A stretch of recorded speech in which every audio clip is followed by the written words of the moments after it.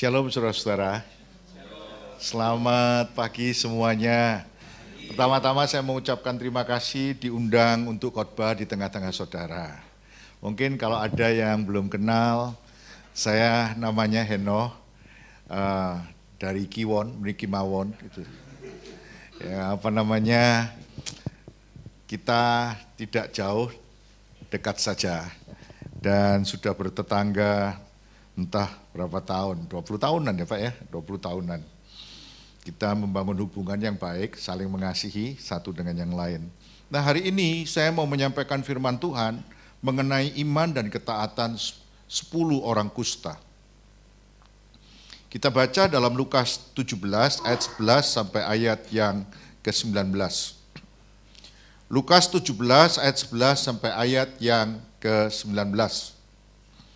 Dalam perjalanannya ke Yerusalem, Yesus menyusur perbatasan Samaria dan Galilea.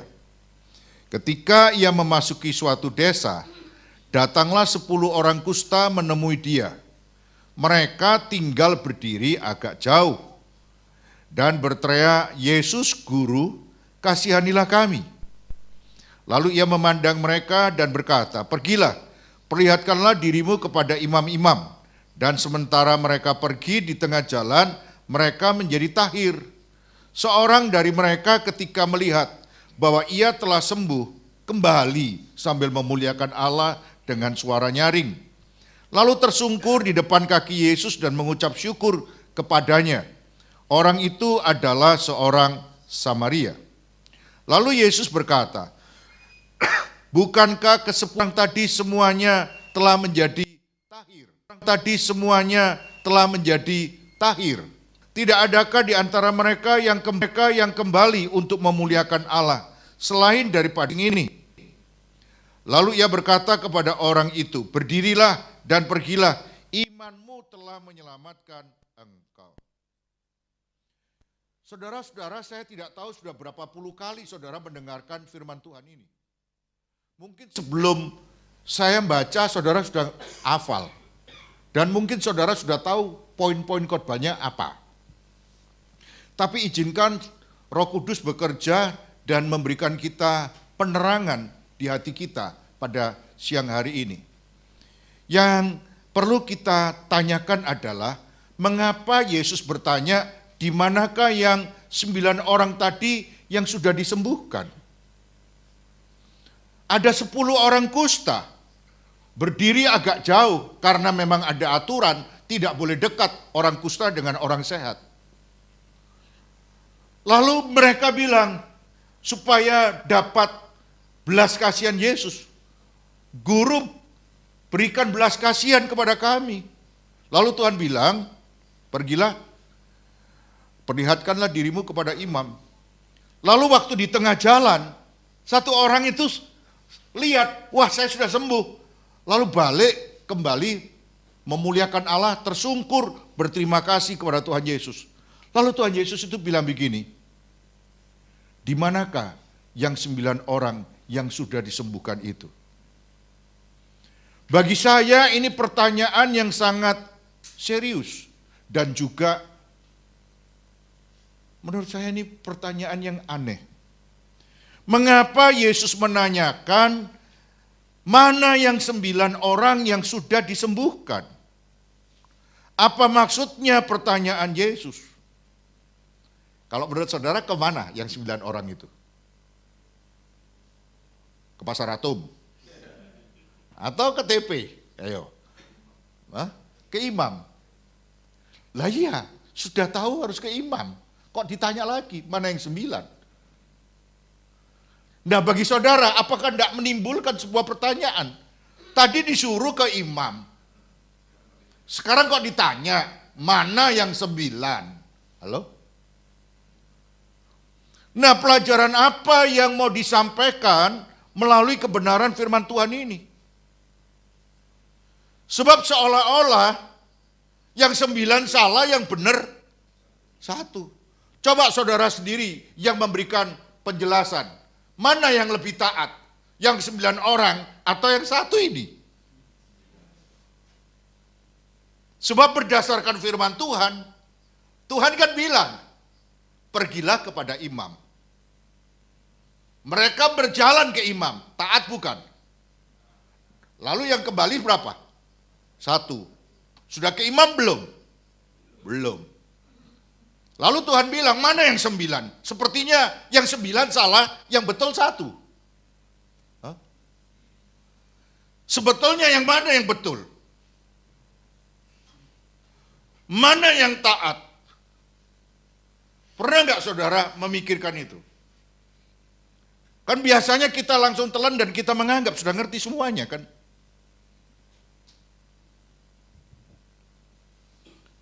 Tadi disuruh, sekarang ditanya. Seolah-olah sudah lupa kalau tadi sudah nyuruh. Nah sebenarnya pesan apa yang mau Tuhan Yesus sampaikan melalui pertanyaan mana yang 9? Sebab kita dengan mudah mengatakan, kan disuruh ke sana, ke imam. Lalu apa kok dicari? Justru yang ini yang gak beres, 1 ini. Tapi Tuhan Yesus seolah-olah yang 9 yang keliru, yang 1 yang benar. Sebab Tuhan nyari, tadinya 10 kok 1 yang balik, kok gitu? Gitu loh. Apa Tuhan itu tidak serius nyuruh ke imam sebetulnya? Saya mau ngasih 3 hal dalam pertanyaan mana yang 9. Yang pertama, Tuhan mau ketaatan yang ekstra. Ketaatan yang ekstra adalah ketaatan yang melampaui hurufiah. Yang melampaui hal yang kita baca, kita lihat. Ketaatan yang ekstra itu melampaui itu. Saudara-saudara, 10 orang kusta tadi berjalan bersama-sama menuju imam. Tapi yang 1 di tengah jalan sadar bahwa dirinya sudah sembuh. Yang menyembuhkan ini bukan imam. Yang menyembuhkan ini Yesus, Tuhan. Dia sadar betul, kalau saya datang ke imam, saya hanya dideklar. Kamu sudah sehat, boleh kumpul sama yang lain. Itu cuma formalitas, walaupun sangat penting dalam hidupku. Tapi yang paling menentukan hidupku bisa diubahkan adalah Yesus. Maka yang pertama-tama yang harus aku datangi adalah Yesus. Di balik semuanya itu dia sadar bahwa di atasnya imam itu ada Tuhan yang sudah menyembuhkan. Aku harus menomorsatukan Tuhan. Waktu Tuhan memerintahkan Nuh untuk membuat bahtera, Nuh taat, Nuh melakukan seperti yang Tuhan perintahkan. Tetapi tidak pernah ada ayat yang menyebutkan bahwa Nuh itu adalah tukang bahtera yang mempunyai tingkat presisi yang tinggi.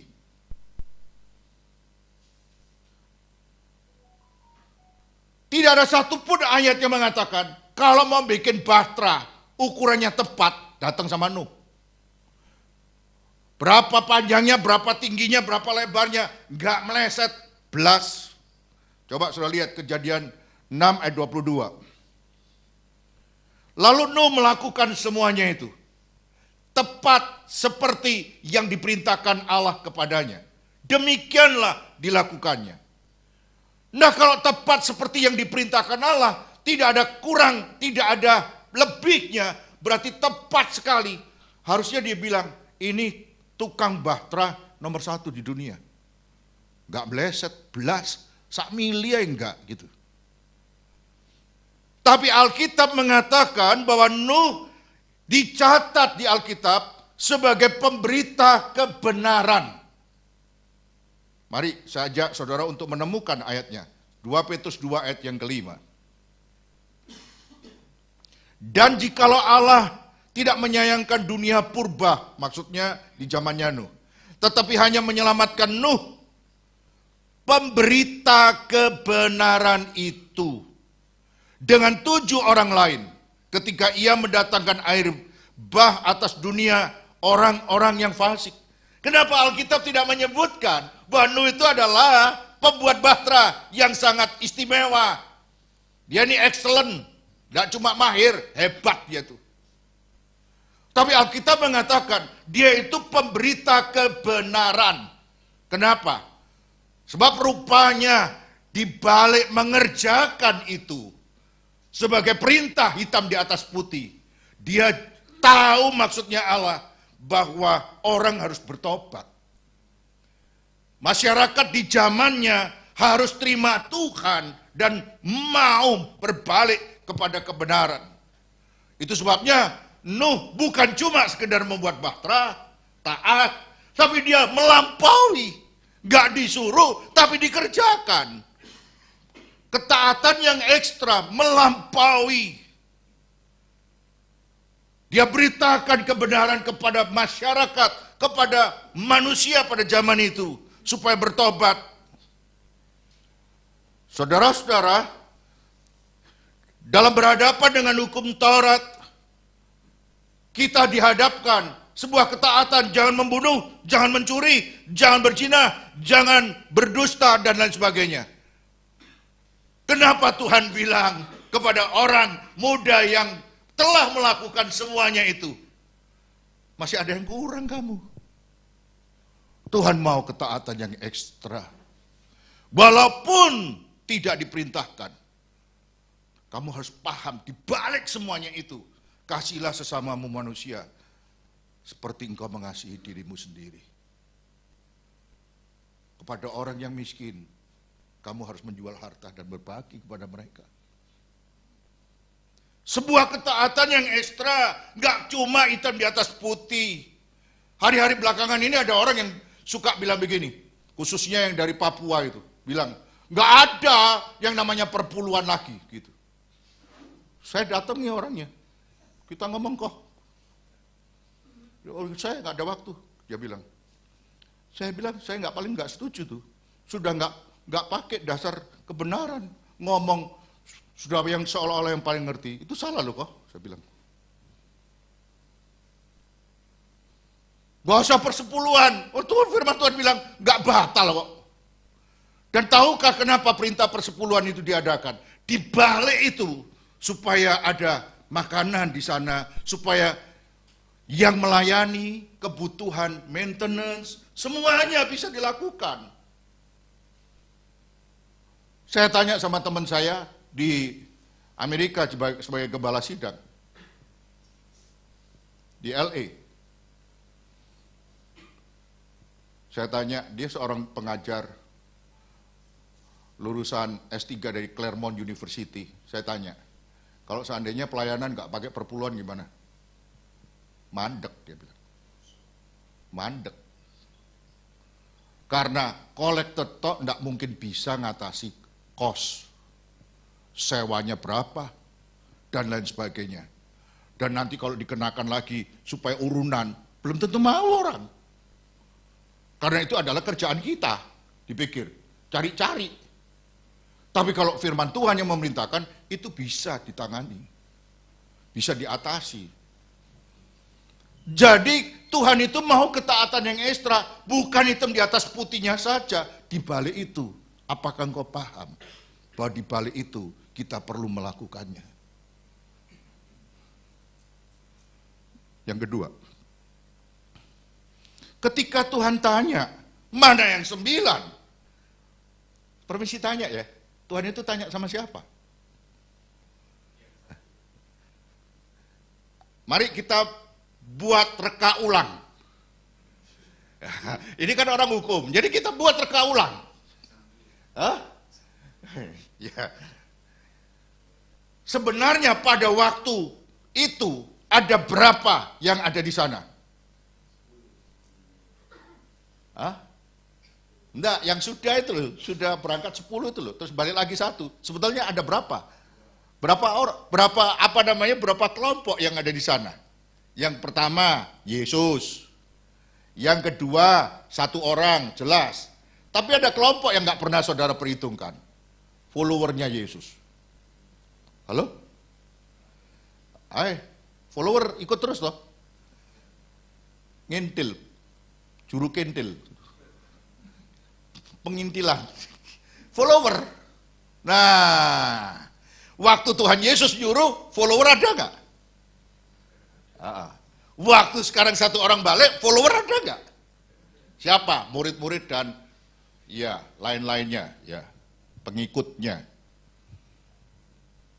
Nah Tuhan bilang, mana yang 9? Ngomongnya itu kira-kira wajahnya Yesus ngadep sini atau ngadep semuanya? Atau ngadep netral? Mana sih 9? Nah kalau saudara nggak reka ulang, seolah-olah kan cuma satu tok yang dituju. Hah? Yang mana? Yang ini atau yang itu? Atau yang ini situ? Yang mana saudara-saudara? Lah awalnya kan kita tidak pernah toh berpikir bahwa gitu aja kok apa dipikiri. Loh ini penting. Loh betul nggak? Ini penting. Sebab kalau saudara nggak mikir, itu berarti kan nggak nafsir gitu kan. Nggak mereka ulang. Yo coba ayat 17. Coba saya lihat. Lalu Yesus berkata, bukankah ke-10 orang tadi semuanya telah menjadi tahir? Di manakah yang 9 orang itu? Pertanyaannya adalah kepada siapa Yesus bertanya mana yang 9? Kalau tadi pertanyaannya untuk poin 1, apa maksudnya Tuhan Yesus bertanya mana yang 9? Kalau sekarang kepada siapa Yesus bertanya mana yang 9?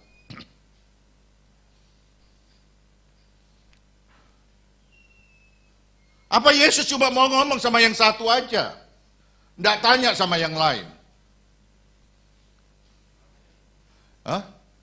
Iya.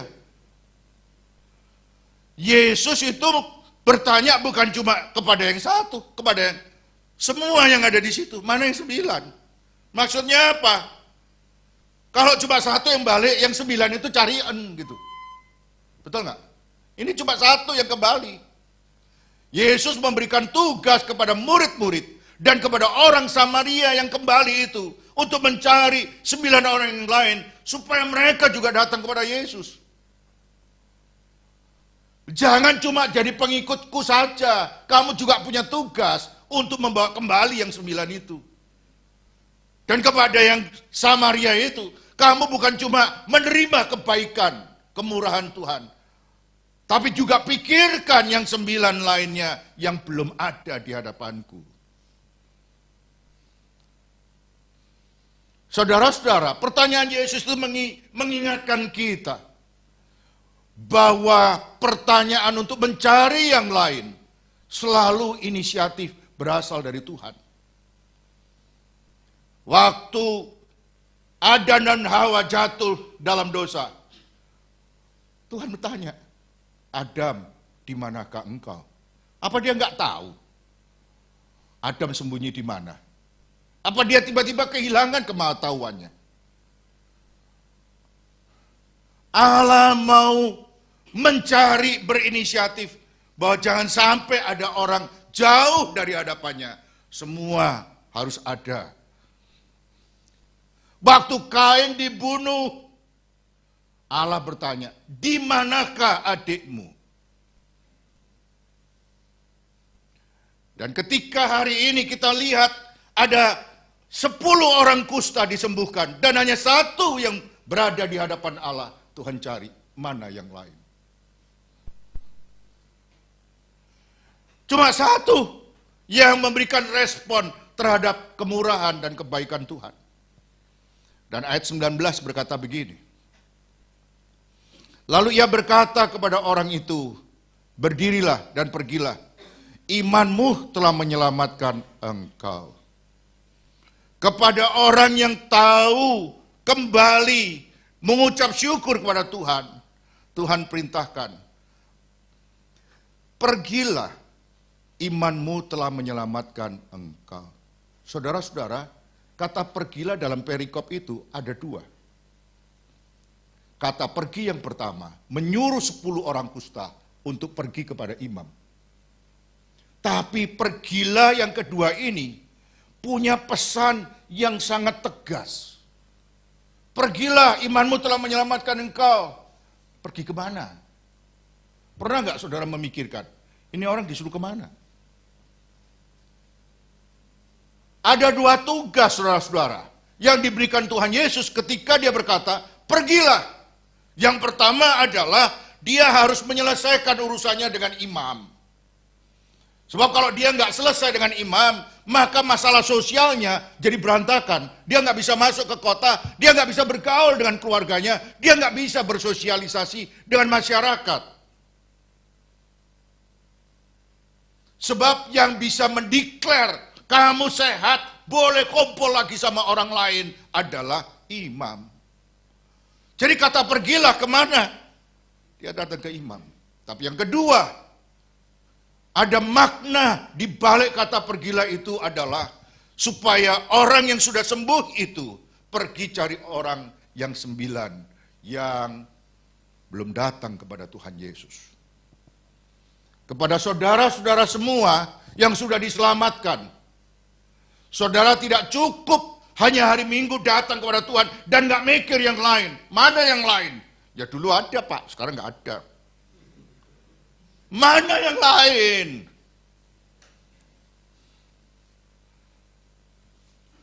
Tidak cukup hanya diri kita saja, tapi juga yang lain. Tugas kita, tugas kita.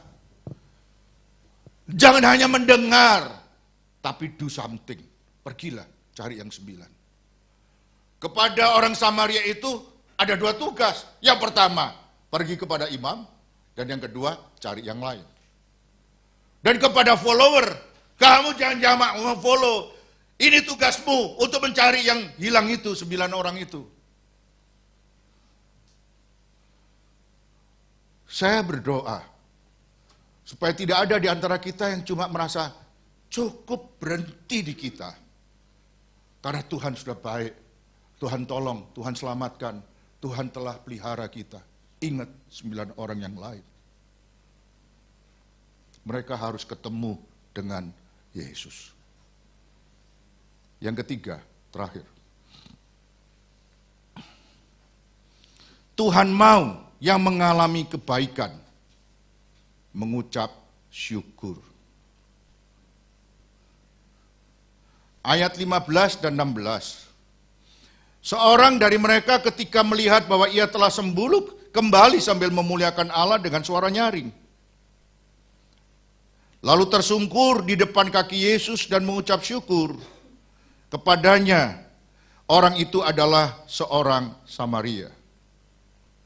Orang Samaria ini sadar dirinya sembuh. Ia berpikir, sembuhku karena Tuhan Yesus yang menyembuhkan. Ia kembali menemui Yesus. Dia sadar tidak ada orang yang bisa menyembuhkan dirinya. Orang kusta adalah orang yang tidak punya masa depan. Orang yang tidak pernah punya hari esok. Tapi ketika terima Yesus, hidupnya berubah. Tuhan lebih hebat dari imam. Imam hanya menyatakan sembuh atau masih sakit. Tapi Tuhan yang menyembuhkan penyakitku. Tuhan lebih dari imam.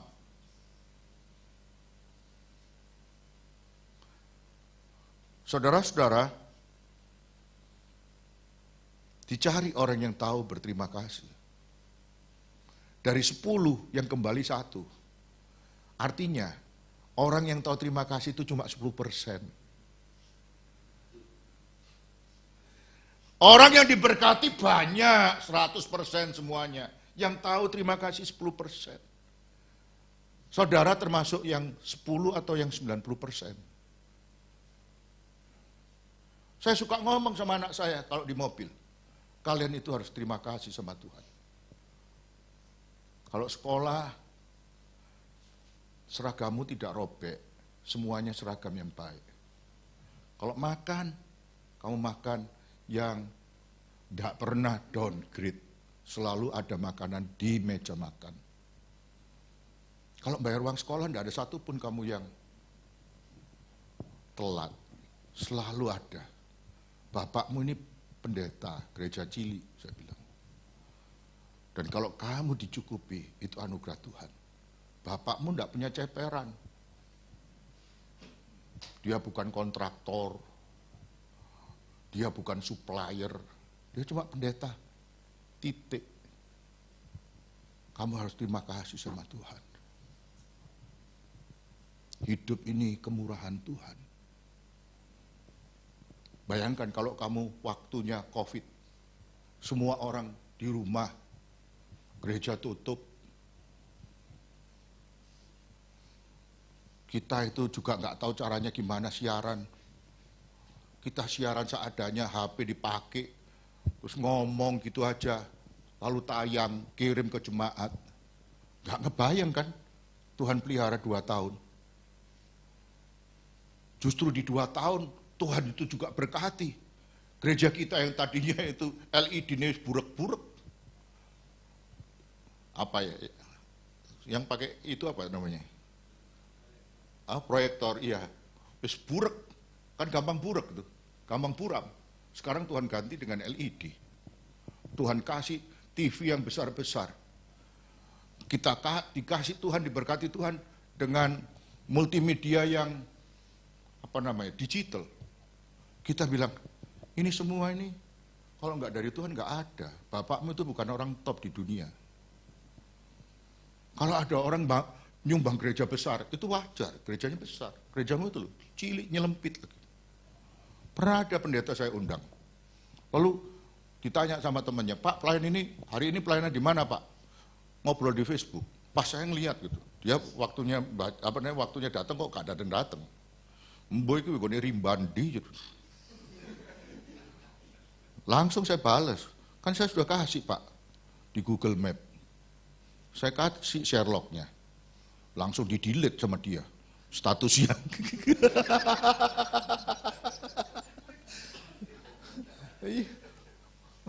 Rumahnya dia di Wisma Mukti, Klampis nggak tahu di rimba mana. Langsung saya bilang, kan sudah saya kasih Pak di Google Map. Ya saya agak terganggu. Google Map ini saya mau ngomong juga, kamu cek nih buku gitu ya toh. Kok nggak bisa ngikut Google Map? Dia mungkin mau ngelawak di sosmed. Tapi bagi saya itu kan mengganggu. Ini kan mau menandakan saking cilik gereja sampai nggak ketahuan kan gitu toh.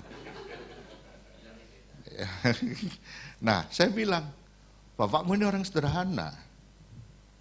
Semua karena anugerah Tuhan. Jangan lupa bilang terima kasih sama Tuhan. Sekalipun kamu kalau sekolah pakai naik sepeda motor, bersyukur. Orang lain itu jalan kaki. Banyak dad yang naik mobil, tapi bapakmu diberkati Tuhan sepeda motor, naik sepeda motor. Jadi jangan lupa terima kasih. Hidup ini anugerah Tuhan. Haleluya saudara. Kaya itu kasih karunia khusus. Tapi diberkati, cukup, itu anugerah yang lain. Yang semua orang harus tahu terima kasih. Belajar terima kasih. Ini minta maaf ya, kalau saudara bilang lebay ya. Saya tuh kalau masuk mall gitu ya, terus kemudian cari hari Sabtu malam gitu, cari tempat parkir. Itu calonnya gak ada tuh. Anak saya suruh doa. Doa. Minta parkir, supaya kita gak muter-muter. Dan setiap kali anak saya perempuan doa, pasti nemu langsung gak pakai muter. Saya bilang, ngomong terima kasih sama Tuhan. Ada orang bilang, tempat parkir terima kasih. Jangan lupa, kalau enggak kita bisa balik lagi loh. Betul enggak? Kalau enggak dapat balik. Saya berkali-kali saya bilang ini, udah pulang aja, kita nyeplok endok sama Indomie. Sudah tidak usah kita ke mall. Buat apa nggak ada tempat parkir? Pulang, nyeplok endok gitu. Hari ini saya mau bilang, jangan lupa terima kasih. Itu sebabnya tidak heran Tuhan Yesus itu cinta sama orang yang namanya Daud. Tuhan itu begitu cinta dengan banyak orang, tapi Daud itu loh, dari PL sampai PB, selalu dipuji-puji sama Tuhan. Walaupun banyak kekurangannya. Sudah tahu kenapa? Daud ini tidak pernah berhenti ngomong terima kasih. Saya mau ajak saudara lihat 103 ayat 2. Pujilah Tuhan, hai jiwaku. Janganlah lupakan segala kebaikannya. Segala, bukan seperapat, bukan setugel, bukan separuh, segala kebaikannya. Segala. Ngebayang nggak saudara? Segala. Saya itu selalu bilang sama Tuhan, terima kasih Tuhan. Kalau Tuhan tidak ubah hidupku, saya tidak bisa hidup seperti kayak hari ini. Saya tuh nyaris dipermalukan orang berkali-kali. Salah satu yang menurut saya bisa fatal kalau saya sampai gagal. Sudah tahu? Ini Pak Robert paling tahu. Saya sekolah di S3-nya UNER. Semua profesor itu ya tahu kalau saya pendeta. Ada profesor yang agak khusus, saya salami nggak mau. Jalan aja. Saya bilang calonnya gak lulus aku iki. Gitu. Calonnya gak lulus, profesornya nggak mau disalami. Lagi-lagi dia profesor yang berpengaruh lagi. Waduh. Sudah begitu, saya gak lulus-lulus. Gak gelisah. Ya gak lulus itu karena saya memang gak pinter gitu. Bayangkan, 4 semester itu gak ngapa-ngapain, cuma bayar tok. Gak sugih dah. Jadi setiap kali ada orang tanya, kapan lulus? Wah, wangel ini. Sampai saya itu disender di kampus. Saya tahu nyindirnya. Segera lulus Pak. UNER ini wis oke, ojo mbok sumbang terus gitu. Ngomongnya itu terus terang ojo mbok sumbang terus. Wis oke UNER ini. Saudara-saudara, dengan pertolongan Tuhan, anak saya itu juga ngomong sama saya, buat apa Dedi ngambil S3? S2 sudah 2, sudah ada S1. Buat apa S3? Apa Dedi kalau S3 terus PK ini naik? Anak saya itu komersil. Melayani Tuhan dianggap PK. Apa Dedi kalau S3 terus PK-nya naik? Oh ya enggak sih. Lah buat apa Dedi sekolah lagi? Setidaknya kalau aku sekolah lagi, aku bisa ngatasi mulut-mulut yang kayak kamu gini nih. Mulut-mulut yang kayak kamu ini jumlahnya banyak di jemaat. Nah, aku S1, S2, dilindes sampai kamu ini. Dan ternyata setelah 3 tahun saya nggak lulus. 3,5 tahun nggak lulus. 4 tahun baru start. Profesor saya sudah bilang gini, Pak, dang cepet Pak. Sebab adik kelas saya itu AHY, anaknya SBY, Agus apa? Iya AHY, nongol, gitu. Lalu nek sampai nggak lulus, iki lulus di CN.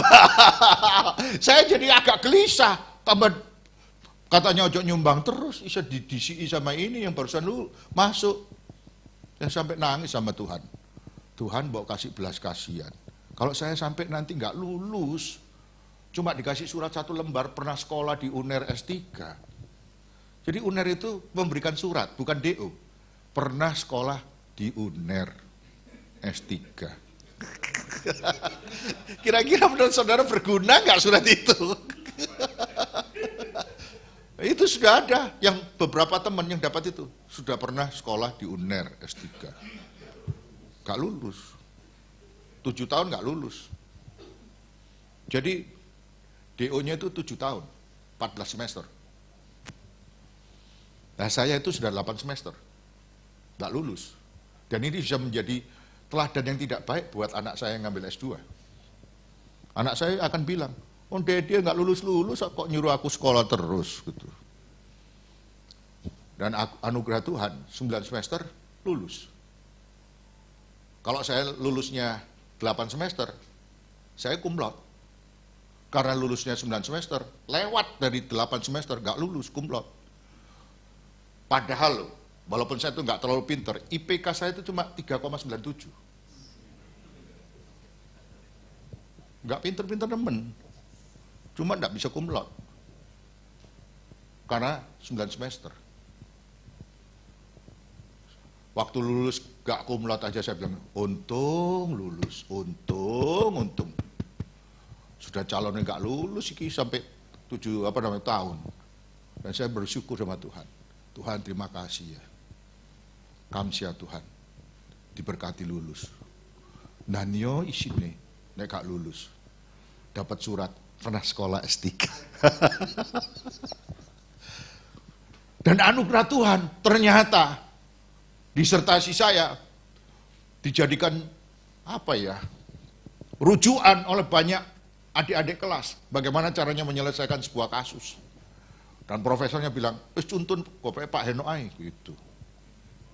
Dan saya bersyukur dan berterima kasih kepada Tuhan. Jangan lupa kebaikan Tuhan. Makanya keluar masuk di mana saja saya selalu bilang, untung Tuhan tolong. Kalau enggak, kan jadi DO, jebolan sekolah UNER, bukan lulus. Tapi anugerah Tuhan, Tuhan buat saya selesai. Semua yang kita miliki, kesehatan, keluarga, pendidikan, usia panjang, harta, pelayanan, tidak ada yang terjadi dengan sendirinya. Semua karena kebaikan Tuhan. Saudara bisa ada kayak begini, semuanya karena anugerah Tuhan. Setuju nggak? Kita harus tahu berterima kasih dan mengucap syukur. Dan kepada orang yang tahu berterima kasih, Tuhan kasih, imanmu telah menyelamatkan engkau. Diberkati sama Tuhan, berkat ekstra. Keselamatan, anugerah. Dan kalau saudara sudah selamat, diberkati berkat khusus sama Tuhan. Dibandingkan dengan yang tidak tahu berterima kasih. Itu sebabnya semua anak saya suruh, jangan lupa terima kasih.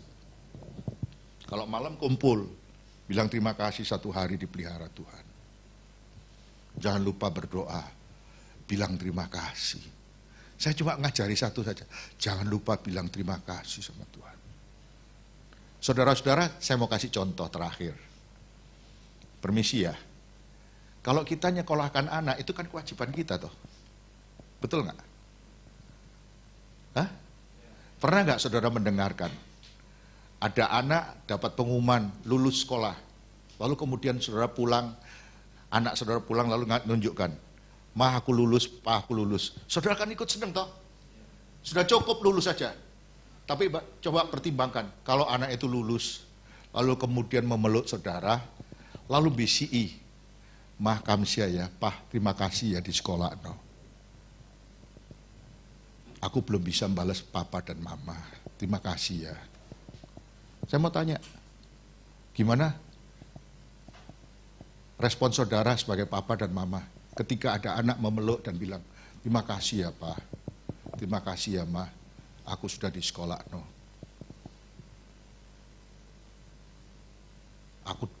Aku lulus, ma. Terima kasih pak. Saya mau tanya, bukankah saudara akan bilang gini, ini lain ambil sing lain nih, betul nggak? Sing lainnya itu bilang, apa hadiahnya lulus? Liburan kemana lulus kali ini? Tapi bagi anak yang tahu terima kasih, kita akan bilang, ini anak lain. Dia bukan dibedakan, tapi dia membuat sebuah perbedaan dalam hidupnya. Bahwa dia punya quality yang berbeda. Hidup ini di hadapan Tuhan. Semua anak, tapi ada anak yang diperlakukan khusus. Karena dia memperlakukan Tuhan secara khusus.